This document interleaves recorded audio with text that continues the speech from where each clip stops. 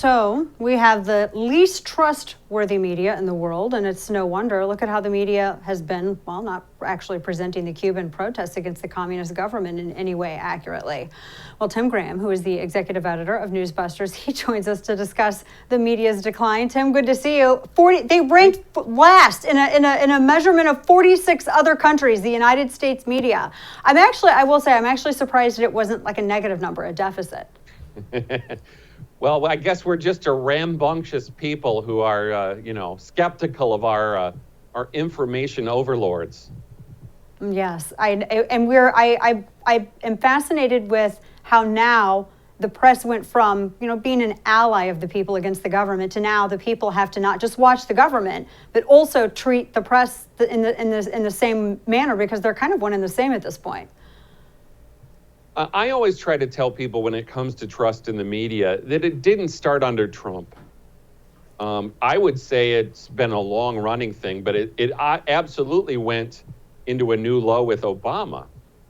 Just the dramatic love affair with Obama, the slobbering love affair, as one book put it. And so the contrast between their absolute adoration of Obama and then you shifted into this extreme hostility to Trump, people can see it. This is not an objective product you're being given. You're being given a set of partisan talking points. Yeah, one of my favorite things to look at now, and I know NewsBusters covers this, is stories about, in the early days of the pandemic when Trump was discussing, vaccines and how the rollout of this would go, and the media's distrust of any kind of Trump vaccine, even writing about what now Vice President Kamala Harris said about it. She wasn't interested in taking any kind of Trump vaccine. She was skeptical. Joe Biden is on record saying the same thing. To now, the press is saying, oh, well, these people who are misled by Trump about there is, if only we had some kind of entity that maybe could reconcile, that the media is supposed to be doing the job that we're doing, Tim.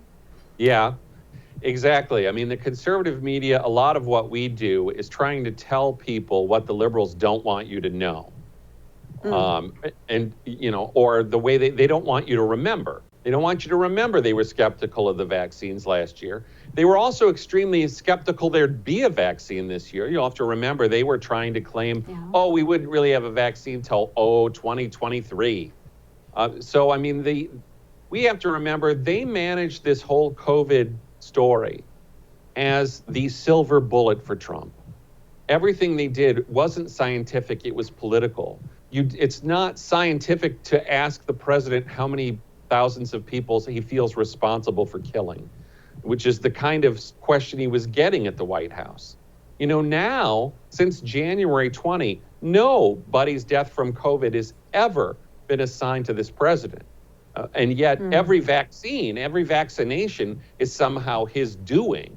So it's, again, that kind of dramatic difference in the way that they cover presidents. One is a villain, one is Hitler, one is Stalin. And this, everything's wonderful now. I think that's a very good point. Biden's maybe not leftist enough for these people, but right. Yeah, no, that's a really good point too, because every fatality that was, Trump has a body count. There's the whole blood on his hands thing. That phrase was so overused. No credit for the vaccinations. No credit for the development of that. The Operation Warp Speed, which is historical. But you're right. With Joe Biden, there hasn't been that say. I've never seen anyone say blood on his hands. Even on the right, I've never seen anybody say that. No one's engaged in that kind of hyperbole.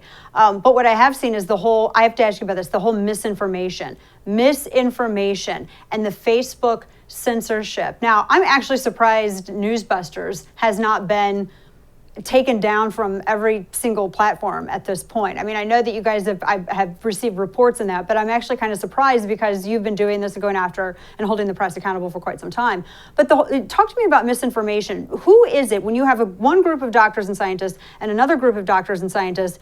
Who determines whose science is the science that we go with? That is a good question. I think the answer last year was, if you were a scientist who seemed to be saying things that that Trump liked, then you weren't really a scientist. And contrarily, if you were a doctor who went on TV on CNN and said, it's okay if you go to a super spreader event as long as it's for Black Lives Matter. You're still a scientist or a doctor. That's where we have to realize again, yes, this was dramatically political, and it probably had to be with just the dramatic lockdown, all of the government activity here. It was going to be political. There was no way that this was going to be just a scientific matter. And so I think the problem we have, look at the lab leak. That was something that they decided was unscientific. You couldn't, to mention that there might be a lab leak was not allowed. It would be banned from the social media. And then suddenly, one day after Trump's removed, hey, well, this might be plausible now. It's no longer misinformation. Yeah, Joe Biden comes around to it. A total 180. He comes around and says, oh, yeah, there could be something to the lab leak theory. People were suspended on social media for talking about this. They were, if they cropped up on cable news, Tim, you know this, they were characterized as quacks and tinfoil hat wearers, and their characters were impugned. I mean, they were called all kinds of names. And now it seems like it's been mainstream. Why? What changed?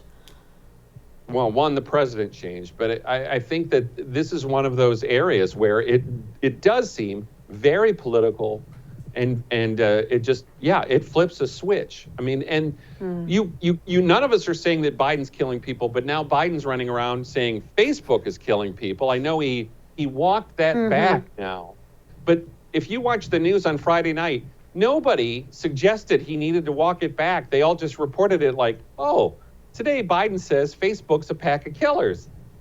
And that was just seen as objective information. We all know that if Trump said something like that, they would have treated it as, we need a 25th Amendment. He's unglued. He needs mental help. And so that is the difference. And now over the weekend, we had CNN suggesting Fox News is killing people. So I guess they're just still at this whole idea of anybody who doesn't hit their marching point on COVID is killing people. Last question for you. The idea of misinformation and that Facebook is killing people. When Facebook, there was an NPR came out with a piece, and they were looking at conservative websites, including Daily Wire, and they were saying, "Oh, these are the entities. There's 12 entities, 12 people that are sharing misinformation and putting pressure on Facebook." Which I feel like they've gotten more of a return on that pressure, that investment of pressure from Twitter than Facebook, but. What are your thoughts as to the future of a quote-unquote free press? I mean, with legacy press, I don't think they can be free from ideological biases, but with digital media, which has been for so long dominated by conservatives, that's why they incorporated all these algorithms and everything else. But what is your thought on the future of media when now you have the government that can influence these facilitators, these platforms, which are acting more editorially than they ought to be, and being able to just conclude that anything with which they disagree is misinformation, thus invites regulation from the government, which is censorship. How does a free press digitally survive in that kind of environment? Well, it's sort of tough, and what we have here is a social media that used to sort of say, we're going to be a neutral platform where people can get on and kind of say what they want. We're just going to have a discussion group. And the news media used to be fine with that when their whole idea of, well, the president used his Twitter account to show himself hugging Michelle as he won re-election, and Twitter was great. And then Trump comes along, and now Twitter is evil. And it's that whole idea that now we have to curate the social media just with as much tilt as the news media.